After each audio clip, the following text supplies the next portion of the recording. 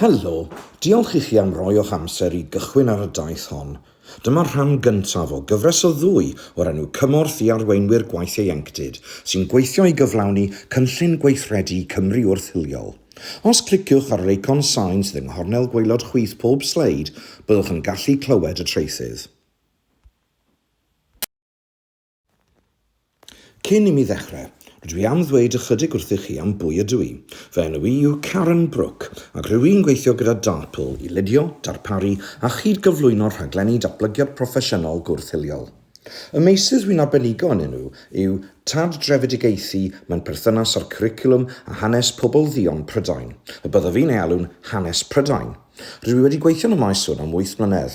Y maes arall fi'n gweithio ynddo yw gwaith gyda dynion di yn y carchar, lle dwi'n darparu rhaglen hunan datblygu pobl ddion i'w helpu i adsefydlu. Byddaf yn darparu cymorth i unigolion mewn sefydliadau addysgol drwy hyfforddi staff, ac rydw i'n ymchwilio i gynnwys y cwricwlwm gyda'r nod o sicrhau amrywiaethu diwylliannol a dad-drefedigaethu. 4 nod y sesiwn dysgu proffesiynol hon yw 1. Deall pam mae gwaith gwrth-hiliaeth yn bwysig mewn lleoliad gwaith ieuenctid. 2. Cael gwell dealltwriaeth o hiliaeth a'r termau sy'n gysylltiedig â'r hil. 3. Gallu diffinio hiliaeth ac adnabod pob agwedd arni yng Cyd-destun gwaith ieuenctid. 4. Myfyrio'n feirniadol ar eich dealltwriaeth eich hun o wrth-hiliaeth a nodi'r camau nesaf i'w cymryd.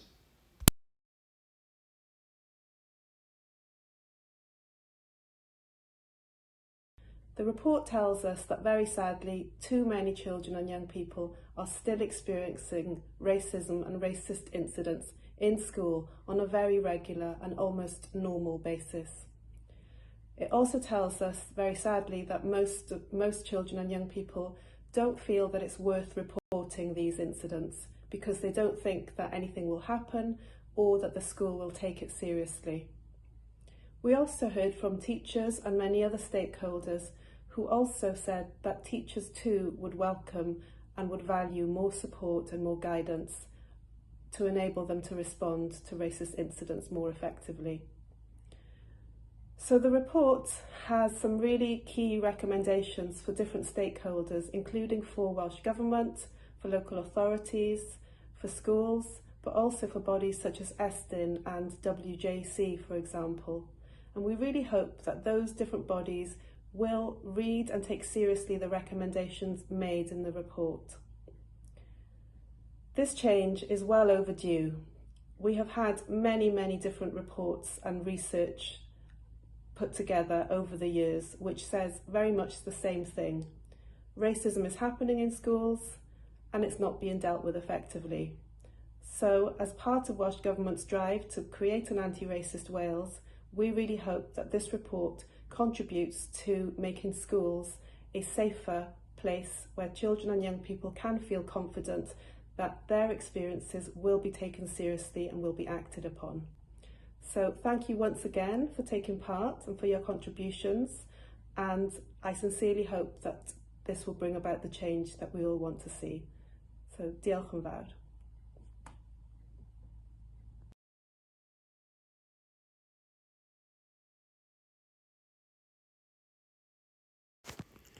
Felly pam y gwaith gwrth-hiliaeth yn bwysig mewn lleoliad gwaith ieuenctid?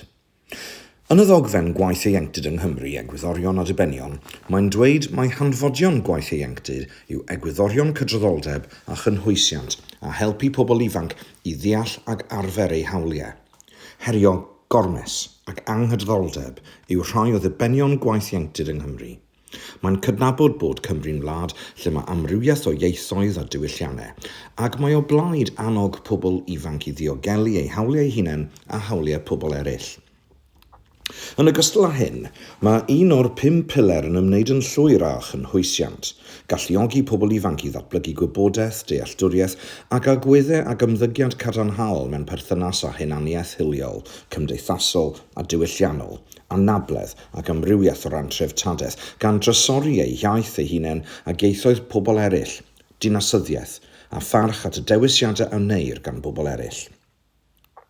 Mae tîm staff Comisiynydd Plant Cymru, gyda chymorth gan Chantel Houghton, sylfaenydd a chyfarwyddwr DARPL, ynghyd â'r athro Charlotte Williams ym Mhrifysgol Bangor, wedi cynnal gwaith ymchwil gyda phlant, pobl ifanc, athrawon a gweithwyr proffesiynol eraill, a chyhoeddi adroddiad yn 2023 sydd wedi ddangos yn y sleid uchod o'r enw Cymerwch y peth o ddifri, profiadau plant o hiliaeth mewn ysgolion uwchradd.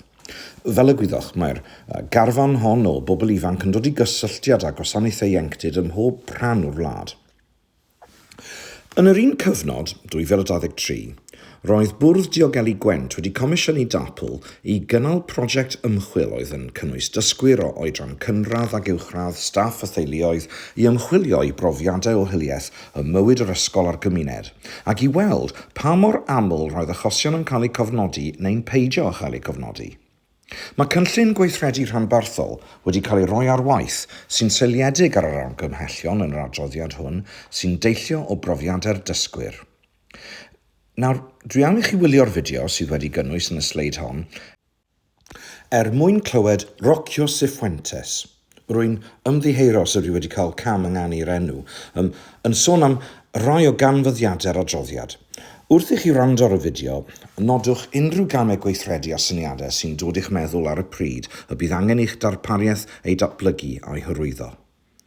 Gofynnwch i'ch eich hun, pa mor effeithiol yw ymateb eich ymarferwyr pan fydd person ifanc yn dweud yn gyfrinachol wrthyn nhw ei fod yn cael ei fwlio ar sail hiliol yn yr ysgol neu yn eich darpariaeth chi'ch hun.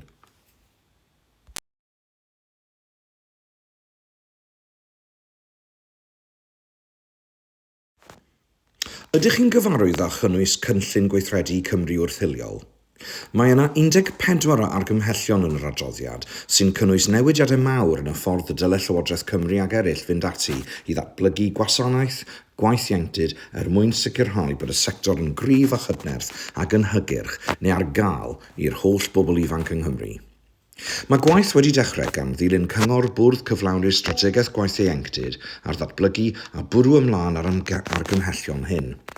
Un ohonynt yw y dylid cael cydweithio rhwng Llywodraeth Cymru a'r sector gwaith ieuenctid i hyrwyddo cydraddoldeb, cynhwysiant ac amrywiaeth o ran cael mynediad at wasanaethau gwaith ieuenctid yng Nghymru ac mewn perthynas ar rhan y mae gwasanaethau gwaith ieuenctid yn gallu chwarae wrth fynd ati i herio agweddau ac ymddygiadau gwahaniaethol mewn cymdeithas. Rwy'n eich annog i ddarllen y ddogfen gyfan sydd ar gael drwy'r ddolen ar y sgrin. Gadewch i ni ddechrau ystyried y cysyniad o hil drwy edrych yn ôl mewn hanes. Tan y ddeuty'r flwyddyn 1500 roedd Ewropeaid wedi masnachu a agledydd ar gyfandiroedd eraill mewn ffordd gymharol heddychlon. Wedyn, cafwyd cyfnod o drefedigaethu gan Ewropeaid. Ffenomenon economaidd wleidyddol oedd hwn, lle roedd gwahanol wledydd yn Ewrop yn fforio, yn goresgyn, yn ymsefydlu ac yn cam elwa o rannau helaeth o'r byd. O ddeuty'r flwyddyn 1500 y dechreuodd trefedigaethu yn yr oes fodern, cyfnod y Tuduriaid ym Mhryden, wedi i Ewropeaid darganfod llwybrau môr o amgylch arfordir De Affrica yn 1488 ac America yn 1492. Pryden oedd un o'r gwledydd a gymerodd y rhan fwyaf blaenllaw wrth trefedigaethu gwledydd eraill yn ystod 1600 a hefyd gyda dechreuadau'r ymerodraeth Brydeinig yn ystod teyrnasiad Elizabeth y Gyntaf. Wedi trefedigaethu rhannau helaeth o Affrica a Gogledd America, roedd Pryden nid yn unig wedi cymryd a hawlio'r holl adnoddau gwerthfawr yn cynnwys y bobl, ond hefyd wedi gorfodi ei iaith, diwylliant, systemau a chredoau ysbrydol ar y bobl, ac wedi dileu tystiolaeth o'i hanes drwy gymryd creiriau hanesyddol i'w harddangos mewn amgueddfeydd yn y Deyrnas Unedig a'i gwerthu i wledydd eraill yn Ewrop. Mae hil yn lluniad cymdeithasol a gafodd ei ffurfioli yn ystod cyfnod y trefedigaethau yn y flwyddyn 1600 ymlaen. Roedd yn ffordd i gyfiawnhau ymddygiad gan Ewropeaid tuag at bobloedd eraill tra oedden nhw'n cam elwa o'i hadnoddau ac yn cyflawni gweithredoedd hil-laddol ac yn dwyn tiroedd. Roedd Ewropeaid yn ei gweld ei hunain yn well bod edynol ac yn addysgu'r bobl roedden nhw'n dod ar eu traws, a drwy ei hymdeimlad o hunanbwysigrwydd oedd wedi borthu gan euogrwydd, roedden nhw'n darbwyllo hunain ei bod yn addysgu'r bobl roedden nhw'n ei gormesu drwy rym arfau i ddod yn fwy gwareiddiedig.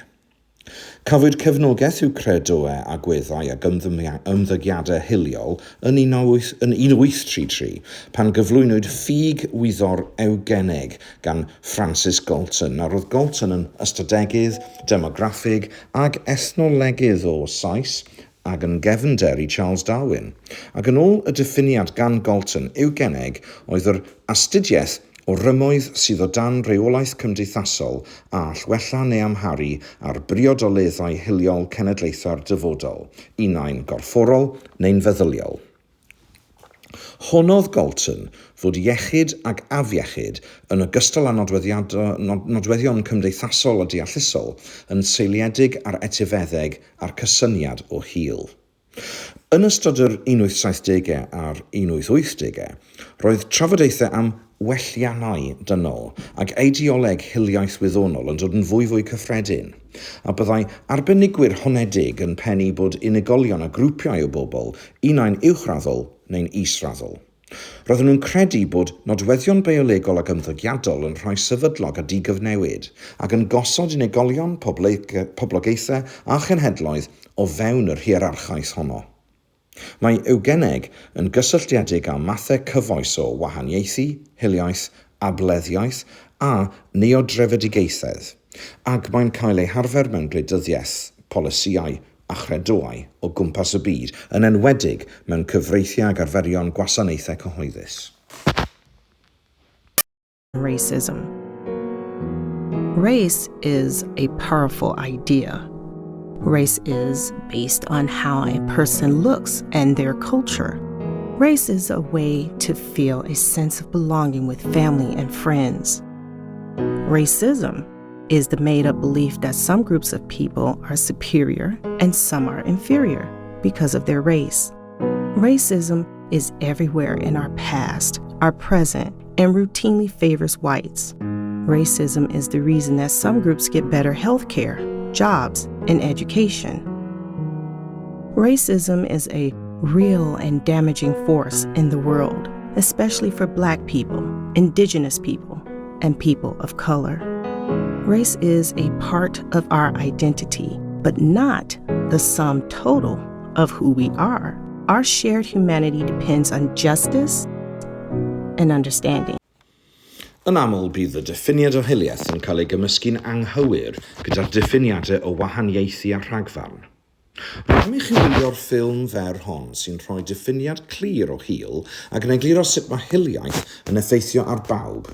Cyn mynd mlaen at y sleid nesaf, rhaid i chi fyfyrio ar yr hyn sy'n cael ei ddweud yn y fideo a gwneud nodyn o chydig o'r ffyrdd y mae hiliaeth yn cael effaith arnoch chi. Bod y prif niwed o ddaw o hiliaeth yn effeithio'n uniongyrchol ar unigolion nad ydynt yn wyn, bydd y gallu i ddeall y goblygiadau ehangach hyn yn helpu egluro pam mae chwalu hiliaeth a gweithio tuag at gydraddoldeb yn gallu bod o fydd i bawb. Dyma 2 enghraifft o'r ffordd y mae hiliaeth yn gallu effeithio arnoch chi. Yn gyntaf, costau cymdeithasol a moesol. Mae hiliaeth yn cynnal systemau sy'n rhannu pobl ac yn gwneud cam â nhw, a gall hyn rhoi straen moesol a moesegol ar unigolion sy'n cydnabod yr anghyfiawnder hyn. Mae bod yn dist i anhegwch ac anghydraddoldeb neu ei cynnal yn gallu arwain at ymdeimlad o euogrwydd, cywilydd neu anesmwythyd, yn enwedig ymysg y rheini sy'n gwrthsefyll y gwaddol o anghyfiawnder hiliol. Oeddech chi erioed wedi cael sgwrs gyda ffrind, cydweithiwr neu aelod o'r teulu a hwnnw wedi gwneud sylw hiliol sydd wedi gwneud i chi deimlo'n angysurus a chithau heb ddadle yn ei herbyn am eich bod yn ddihyder neu heb fod ag eisiau achosi trafferth? Wel, enghraifft arall yw dylanwadu gwleidyddol.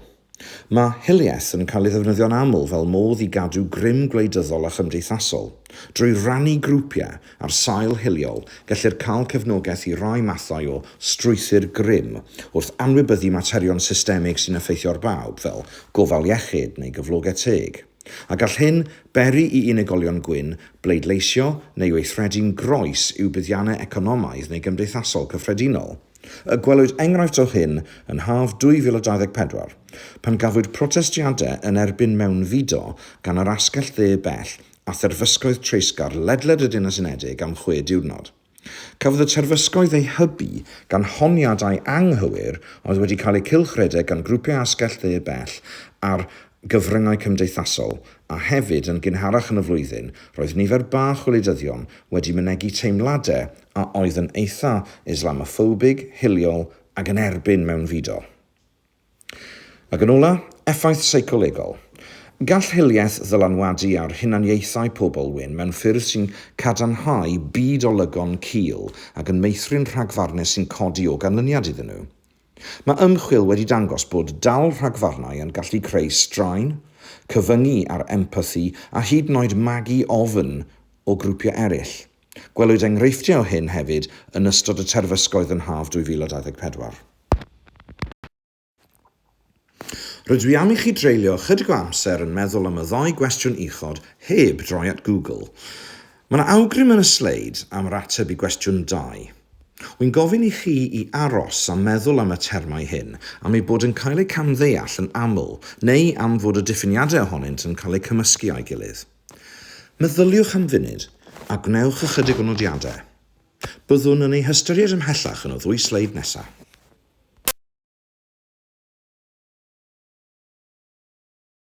We've been engaged in a global conversation about race and racism.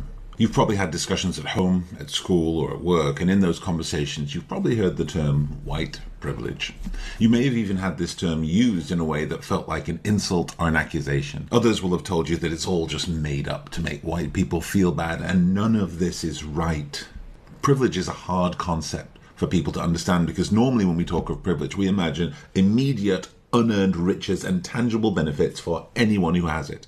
But white privilege, and indeed all privilege, is actually more about the absence of inconvenience, the absence of an impediment or challenge, and as such, when you have it, you really don't notice it. But when it's absent, it affects everything you do. There are lots of types of privilege out there. The privilege of being born into a wealthy family versus a poor family is kind of obvious, but then there's the privilege of being able-bodied versus having or acquiring a disability that most of us take for granted. I have 2 very close friends who are wheelchair users, and I'll be honest, when I first met them, I was completely ignorant about the everyday ways their lives are made harder through no fault of their own.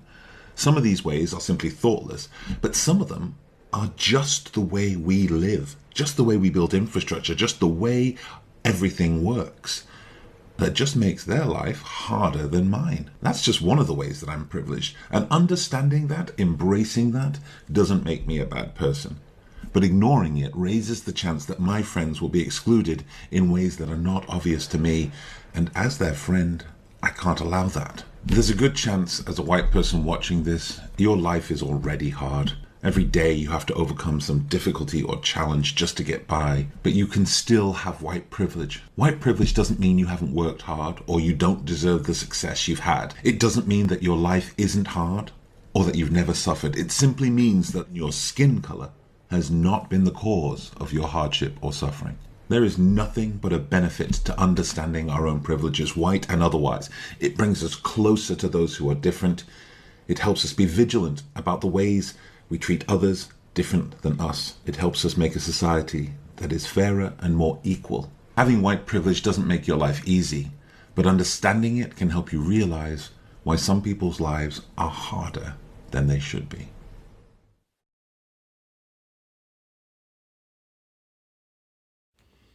Mae'r term braint pobl wyn yn golygu byw heb brofi hiliaeth. Sym cysylltiad rhyngddi a chyfoeth, bod heb broblemau personol a chymdeithasol, ond ar ben problemau arferol bywyd, mae chil yn cael effaith negyddol ar eich bywyd. Gwyliwch y fideo uchod sy'n rhoi eglurhad mwy manwl o'r term braint pobl wyn. Yn ei lyfr How to be an Anti-Racist, mae Ibram X. Kendi yn crynhoi'r gwahaniaeth rhwng peidio a bod yn hiliol a bod yn wrth-hiliol, fel a ganlyn. Beth yw gwrth-hiliaeth? Nid peidio bod yn hiliol yw'r gwrthwynebu hiliol. Bod yn wrth-hiliol yw hynny. A beth yw'r gwahaniaeth? Wel, mae rhywun unau'n credu bod problemau wedi greiddio mewn grwpiau o bobl, os yw'n hiliol, neu'n gweld bod problemau a'i greiddio mewn pŵer o pholisiau, os yw'n wrth-hiliol. Mae rhywun unau'n caniatáu i anghyfiawnder hiliol barhau, os yw'n hiliol, neu'n gwrthsefyll anghyfiawnder hiliol, os yw'n wrth-hiliol. Ibram X. Kendi. Nawr mae'r gwahaniaeth hwn yn allweddol. Credoau a gweithredoedd hiliol yw rheini sy'n hyrwyddo'r syniad bod un hil yn rhagori ar hiliau eraill a bod anghyfartalwch rhwng hiliau yn cael ei achosi gan ddiffygion tybiedig mewn rhai grwpiau hiliol. Mae credoau a gweithredoedd gwrth-hiliol yn herio ac yn ceisio dileu polisiau, strwythurau ac agweddau meddwl hiliol. Bydd rhywun gwrth-hiliol yn gwrthwynebu anghyfiawnder hiliol ac yn ceisio ei newid. Mae Kendi yn pwysleisio nad digon yw peidio bod yn hiliol. Rhaid i rhywun gymryd rhan mewn gwaith gwrth-hiliol mwyn creu newid ystyrlon. Racism makes us confused. Sometimes I actually don't use the word. I don't use the word racism because it's so often misunderstood.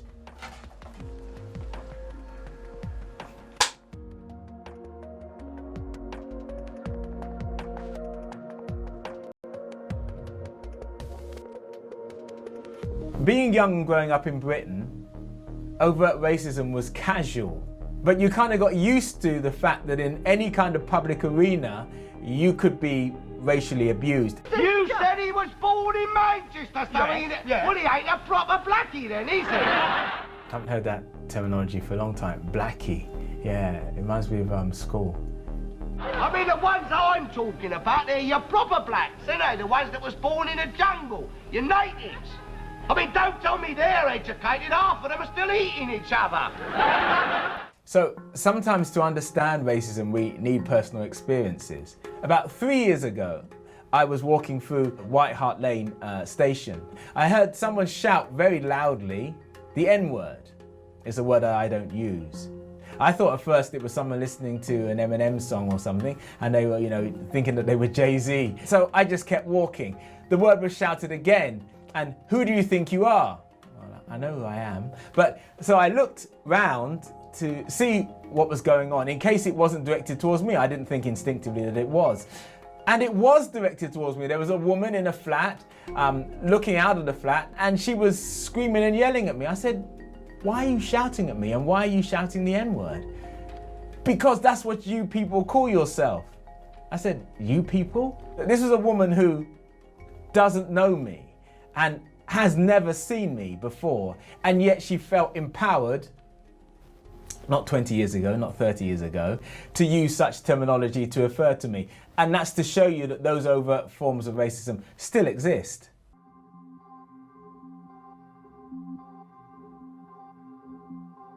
I work with a lot of white middle class people who like to feel that they're not racist, sexist, homophobic and all these other things, but they are. They are instinctively, and they do it not knowing that they're doing it. And when I'm there, they self-censor themselves on issues of ethnicity or issues that they feel that I would be sensitive about. Does that mean that they've changed? It means at least that they're thinking about them in a certain kind of way because I'm in their social space. If I wasn't in their social space, perhaps they wouldn't be thinking about it. That's the problem with racism. Yeah, even in human interactions, one is second-guessing oneself as to, did that happen because of colour? Did that happen because of ethnicity?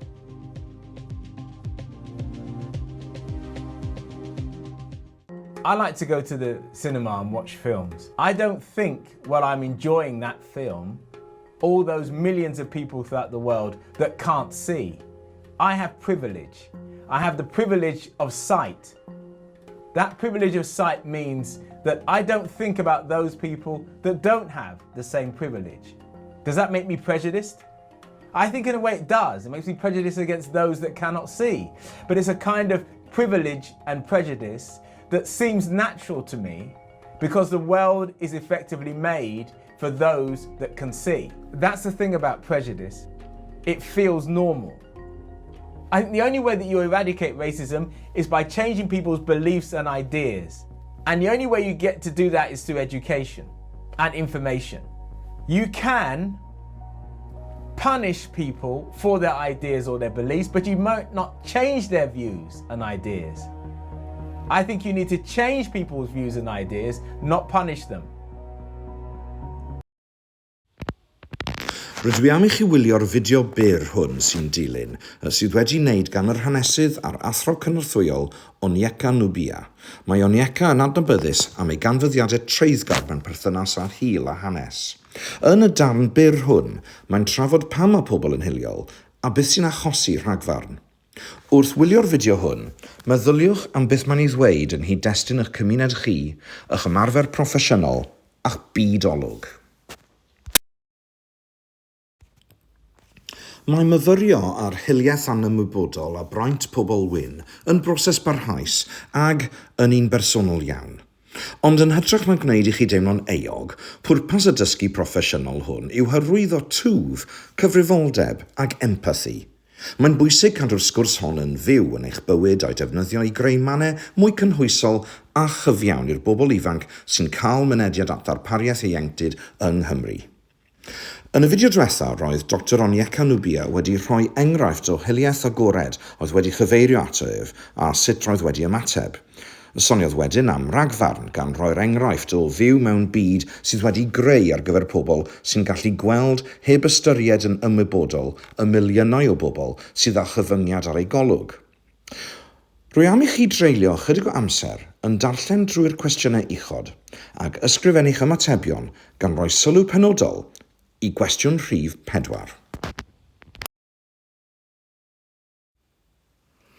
Rwy am roi eglurhad byr i chi o'r diagram hwn gan ei fod yn arf defnyddiol. Mae'r graffigyn hwn wedi rannu'n 3 chyfnod i ddangos siwrne rhywun at roi yn wrth-hiliol. Mae Dr Ibrahim yn rhannu'r continuum hwn mewn i 3 phrif grŵp, y parth ofni, y parth dysgu a'r parth tyfu. Yn y parth ofni gallwch weld bod yr unigolyn yn gwrthod derbyn bod hiliaeth yn broblem neu nad yw'n barod neu'n ymddiddori mewn camau i'w gwrthsefyll. Dyma le sy'n gyfforddus iawn i bobl sydd â braint hil. Fel y gwelsom o'r blaen, mae braint hil neu fraint pobl wyn yn galluogi rhywun i fod yn y parth ofni am nad oes effaith negyddol ar ei fywyd o ganlyniad i liw ei groen. Unwaith y byddwch wedi gadael y parth ofni, byddwch yn dechrau gwneud rhai o'r pethau yn y parth dysgu, er enghraifft, gofyn cwestiynau, darllen llyfrau, gwerthuso'ch braint eich hun, gwrando'r bobl sy'n edrych yn wahanol i chi, neu bydde rhai o'r pethau yn y parth dysgu hwn yn gallu'ch dychryn, eich digio, neu wneud i chi deimlo'n anghyfforddus, oherwydd byddwch yn dysgu bod pethau roeddech wedi gobeithio nad oeddent yn wir yn bethau gwir. Wrth ddysgu am brofiadau pobl eraill a chael eich dychryn ganddynt, y gobeith yw y byddwch yn teimlo cymhelliad i symud i'r parth tyfu a dechrau codi'ch llais. Yn y parth hwn, byddwch yn dechrau hyrwyddo a dadlau o blaid cael polisïau mewn lleoliad gwaith ieuenctid sy'n wrth-hiliol, a byddwch yn dechrau adnabod a chefnogi grwpiau ag unigolion sydd wedi hymyleiddio oherwydd ei hil yn eich cymuned leol. Y peth pwysig i'w gofio yw y bydd angen i chi wneud ymdrech i symud o'r parth ofni i'r parth tyfu. Bydd yn rhaid i chi baratoi at wneud newidiadau yn eich ffordd o feddwl a chaniatáu chi deimlo'n anghyfforddus, neu gael poenau tyfu fel y byddo fi'n ei galw nhw. Hefyd, mae'r un mor bwysig cofio nad diwedd y daith yw cyrraedd y parth tyfu. Bydd angen gwaith cyson i aros yno. Mae'r eitemau sydd wedi rhestru yn y parth tyfu yn weithgareddau yn hytrach na ffordd o feddwl. Felly, nid yw'n fater o feddwl bod y gweithgareddau hyn yn syniadau da, mae'n fater o gynnwys y syniadau hyn yn eich ymarfer proffesiynol. Yn olaf, ar y sleid hon, rwy am i chi glicio ar y ddolen sy'n dweud llythyr at ddyn gwyn.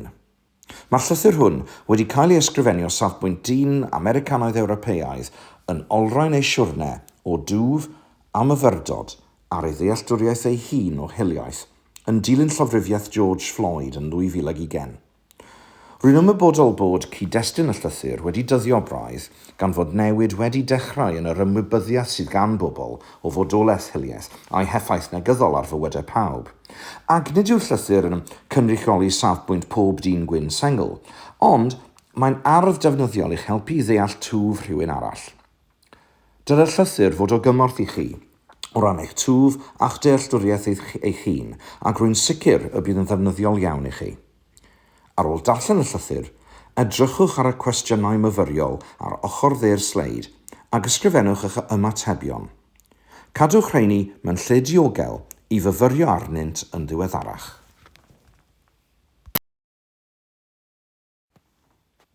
Yn y diagram hwn, meddyliwch am hiliaeth fel petai'n llawr symudol sy'n mynd ar unigolyn tuag at anhegwch ac anghyfiawnder hiliol. Mae'r diagram cyntaf yn dangos yr awydd ymwybodol mewn rhai pobl i gyrraedd y nod hwn, ac maent yn defnyddio egni wrth symud i'r un cyfeiriad ar llawr symudol. Maen nhw'n gweithredu'n hiliol. Mae'r diagram canlynol yn dangos y sefyllfa lle mae rhan fwyaf o bobl ynddi.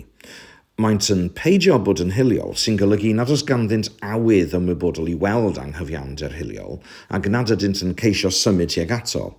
Fodd bynnag, am fod ein system yn gweithio mewn ffyrdd sy'n cynnal anghydraddoldeb hiliol, mae pobl sydd heb fod yn hiliol yn dal i gael eu cario ar hyd yr un llwybr, a phobl sy'n gweithredu'n hiliol.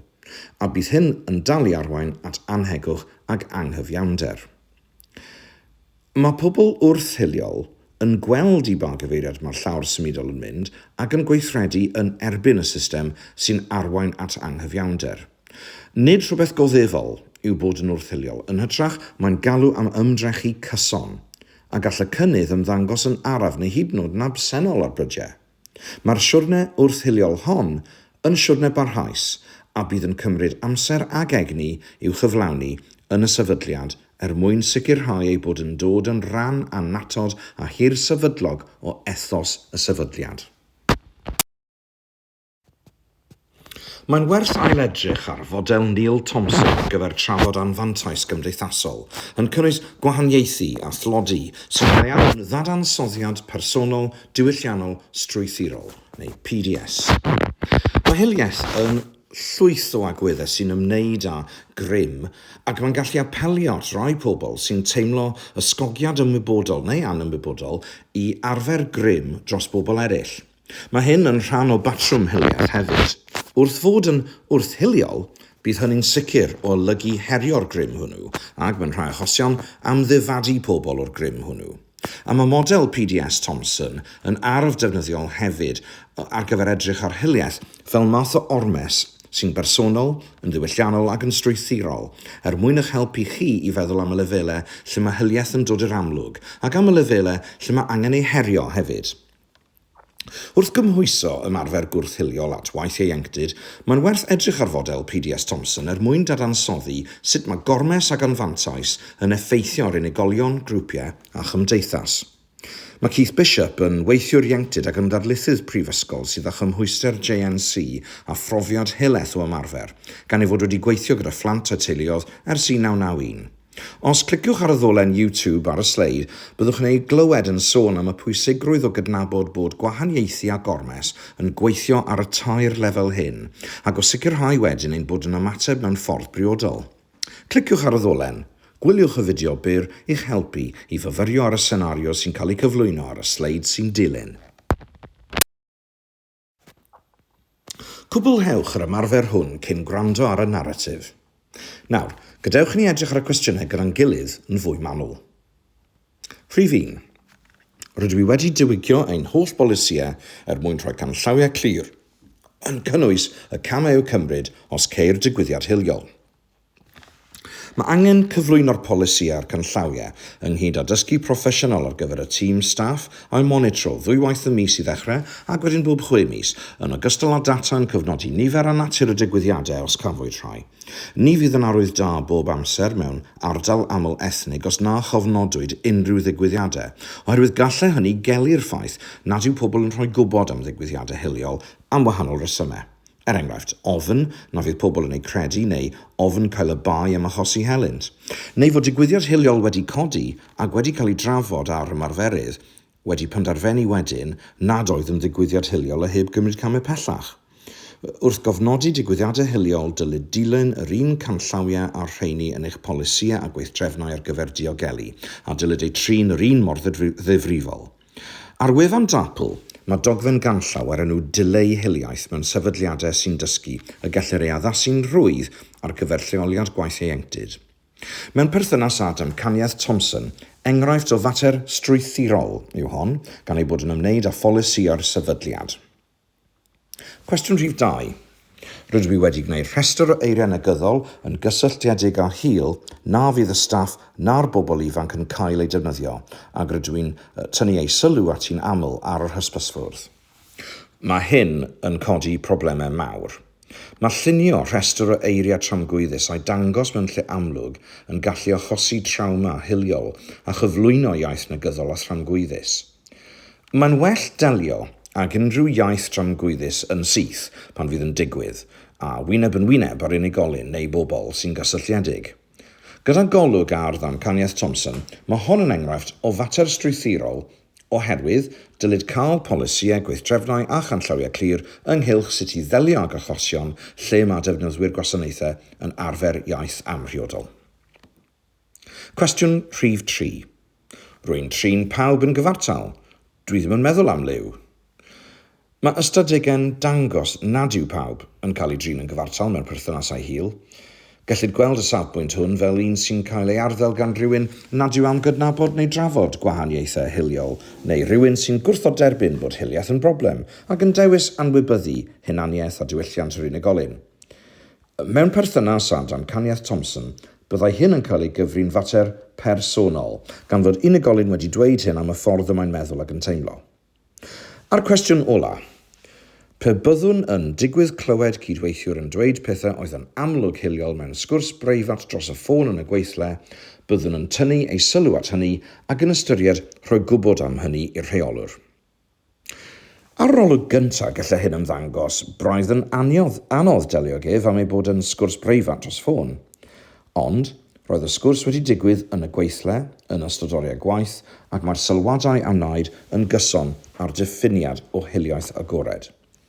Mae hiliaeth agored yn golygu gweithredoedd gwahaniaethol ymwybodol fel mynegu sarhad hiliol, defnyddio iaith casineb, dadlen agored fod grwpiau hiliol neu ethnig penodol yn uwchraddol yn israddol. Wel, mae rhaid chi roi gwybod am hyn i'ch rheolwr. Ar y llaw arall, pe byddech yn digwydd clywed hiliaeth oblygedig, er enghraifft, cydweithiwr yn amlygu agweddau a rhagfarnau'n ymwneud â stereoteipiau crefyddol neu hiliol, dylech gael sgwrs gyda'r cydweithiwr, yn gyntaf gan holi am beth oedd wedi ddweud, heb orliwio hynny, a dweud yn dawel ac yn glir pam roeddech yn credu bod yr hyn a ddywedodd yn enghraifft o hiliaeth anymwybodol. Mewn perthynas â damcaniaeth Thompson, byddwn nhw'n dweud bod yr ymateb cywir i hyn yn un strwythurol, oherwydd dylai'r sefydliad fod wedi llunio polisïau i ymateb i'r ddwy sefyllfa hyn. Rydym wedi dod at ddiwedd y rhan gyntaf. Cymorth i Arweinwyr Gwaith Ieuenctid sy'n gweithio i gyflawni Cynllun Gweithredu Cymru Wrth-hiliol. Ac i nifer ohonoch, dyma ddechrau'ch siwrne wrth-hiliol. Weithiau mae dealliliaeth a sbardino newid ynoch i'ch hun ac yn eich ymarfer proffesiynol yn gallu teimlo'n anodd a galw am ymdrech fawr mewn rhai sefyllfaoedd. Ond mae'r buddion i'ch defnyddwyr gwasanaethau ac i'r gymuned leol yn fwy o lawer nag unrhyw anifyrwch personol bach, a bydd yn siwrne a ddaw â mwy o fuddion i chi po bellaf y byddwch yn mynd. Yn ail ran y gyfres hon, byddwn yn canolbwyntio ar wrth-hiliaeth ac ymarfer gwaith ieuenctid. Mae croeso chi ail edrych ar y rhan gyntaf gan fod llawer o bodaeth ynddi. Mae rhagor o gymorth ar gael ar wefan DARPL, a gallwch gysylltu ag aelod o dîm DARPL i gael rhagor o gymorth ag arweiniad. Diolch yn fawr. Cliciwch i ychwanegu nodiadau.